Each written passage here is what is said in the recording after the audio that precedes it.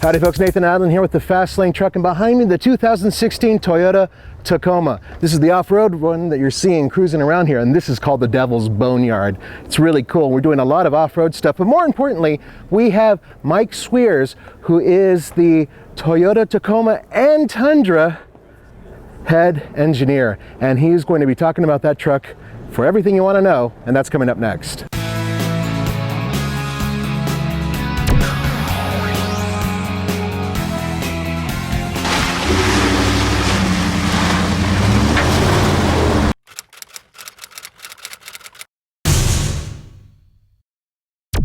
This is all new sheet metal on the exterior.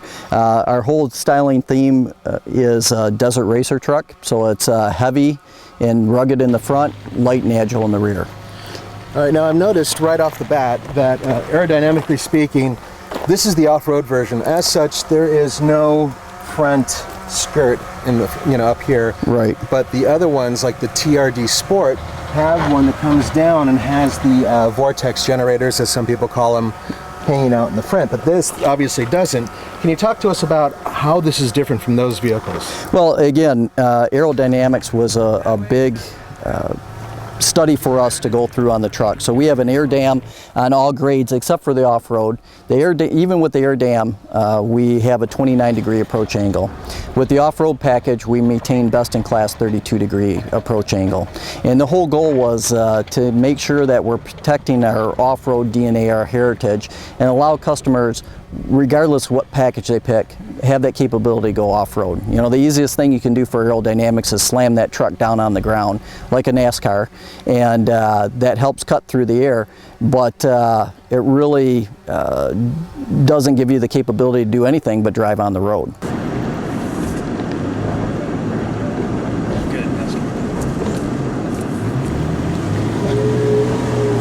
There we go. This is the regular 4x4 system, and it's really not having that much of a problem as long as you maintain momentum. Piece of cake. So our focus was to improve aerodynamics without taking away from the truck itself. I'm happy to say through all the changes we made, and we spent countless hours in the wind tunnel, but the main goal of this was to get down about 48 counts in coefficient of drag, but by doing it little increments all over the truck instead of just focusing on one area like our competition. Well, what other increments can you show us? I think there are a few things with the mirror and also the way that you guys designed the wheel well arches and whatnot. Yeah, am I correct? So even if you look at these lines, all the lines were checked in a wind tunnel to make sure that they wrap air around the front of the truck. So on the front of the truck, you want the air to wrap around it, and that helps with straight line stability. If the air separates, you start creating that uneasy feeling. So if you've ever driven between two semis and your truck is rocking, it's really because you have a vacuum on both sides of it. So we want to keep the air connected. When you get to what we call the over fenders themselves are really like a big piece of plywood going through the air. Right. So looking at each line, trying to keep it, and if you look at this again, the radii are very tight on theirs. It's to keep that wind separating from the vehicle and down the side of it. As you move forward, the mirrors have been redesigned again for more aerodynamic. We have our air fins, or vortex generators up here. Funny story on the vortex generators is I got called out to the proving grounds. Our aero guys are like, oh, you got to come out and check up on these air fins that we came up with. Mm-hmm. And I got out there and they gave me a presentation and they talked about how they can improve straight line stability with these. What they actually do is create turbulence down the side of the truck, taking away that vacuum, and it holds the truck steady as you go 45 miles an hour and over. But my image was when they're presenting, as I was going to see this big fin, this big wing coming off the side, and the engineer reaches in the pocket and puts it on with some double-sided tape, and I'm like, seriously guys, this took a whole day to come out here, and I'm driving this. Spent 4 hours on the track, putting them on, taking them off, putting them on. It's amazing what they do. All right, downhill time.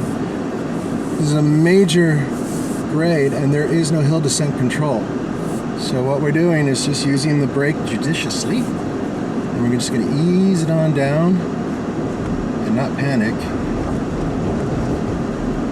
And look at that, major angle, stopped nice and smooth, not a problem. I do not feel the front end pitching over. So in other words, it doesn't feel like my old Tacoma. I'm going to try to avoid hitting Andre. You want me to peel to the right? Right. Okay.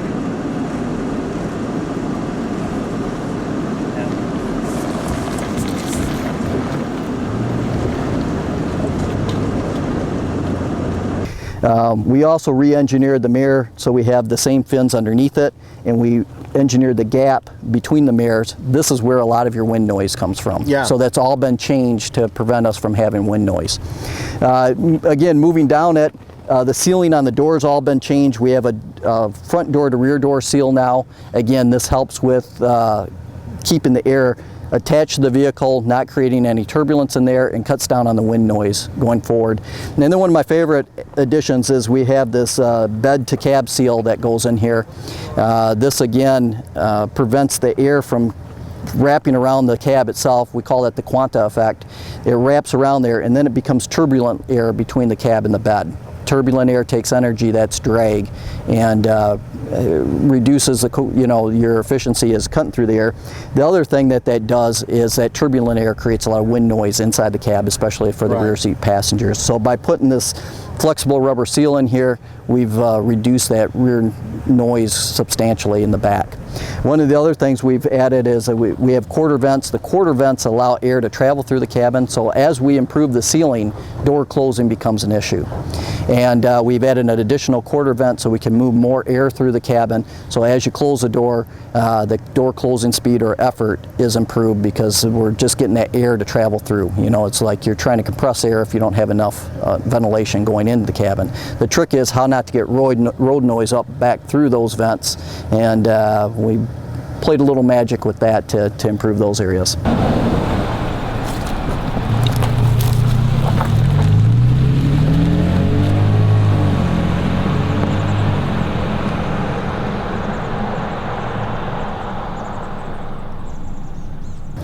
As you move towards the back, again, we talked about the over fenders, but even areas as a tail lamp. So you can see that we have the Aero fin stabilizer, vortex generators back here, but even this radius on the rear combination lamp has been through the wind tunnel. In this time, we don't want to keep the air attached to the vehicle because it'll wrap around that quanta effect again.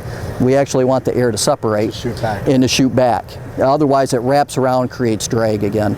And we added a spoiler up here. The spoiler helps significantly. That's about a 3% improvement, and that allows air to separate instead of wrapping down and creating drag as well.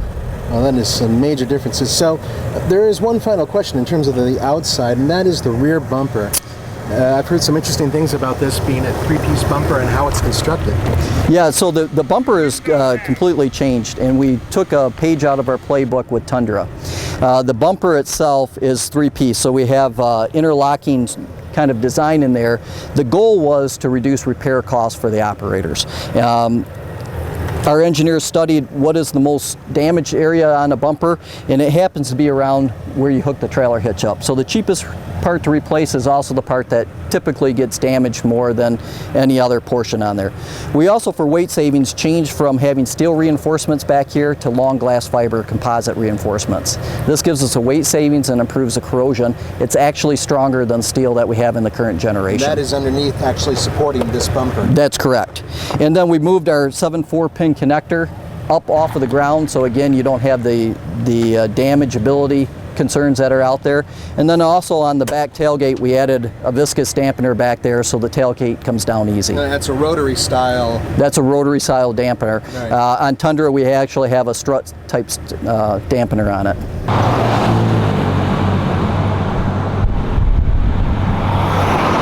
This is our new 3.5 liter Atkinson Cycle V6 engine. This is all new from the ground up. The great thing about this engine is we have our D4S fuel injection technology, the latest generation. So that's port and direct fuel injection. We also have a brand new VVT system, independent intake and exhaust VVT system. And for those that don't know what Atkinson cycle is basically you're holding the exhaust or the intake valve open during the initial compression stroke. That allows the cylinder and the intake manifold to equalize in pressure. And for sake of argument, you're basically reducing your stroke a little bit.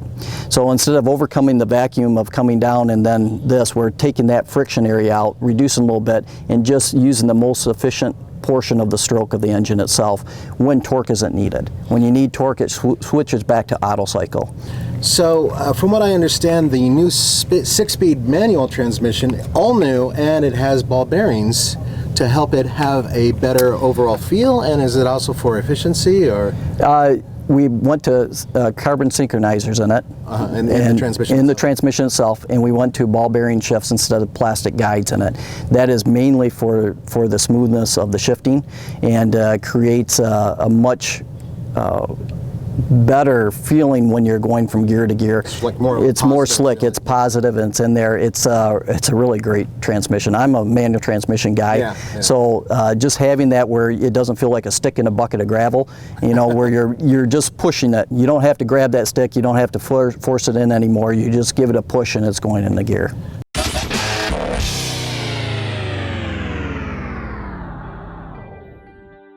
One final question. A lot of guys have gone to coil springs with the rear suspension. Notice that you guys have maintained leaf springs. Is there a reason why you did that with the Tacoma? If you look at a 4-link suspension in the rear, it gives you a much better on-road ride. The only downside of it is you lose capability, especially payload capability with the truck. And so the bigger the load you put in, a little more unstable. We get a little more better hauling and towing capability with the leaf spring itself and the way we have our shock set up. It's not that it's a bad system, it just adds mass and it's for on-road ride. We think we've got to a point on our truck where we have a very acceptable car-like ride on-road, but without giving up anything from an off-road durability. So maintaining our ground clearance, maintaining the fact that as you get off camber, then you get some wheel lift in here. The independent will keep that wheel on the ground, but your ground clearance is decreased because of the structure of the suspension itself.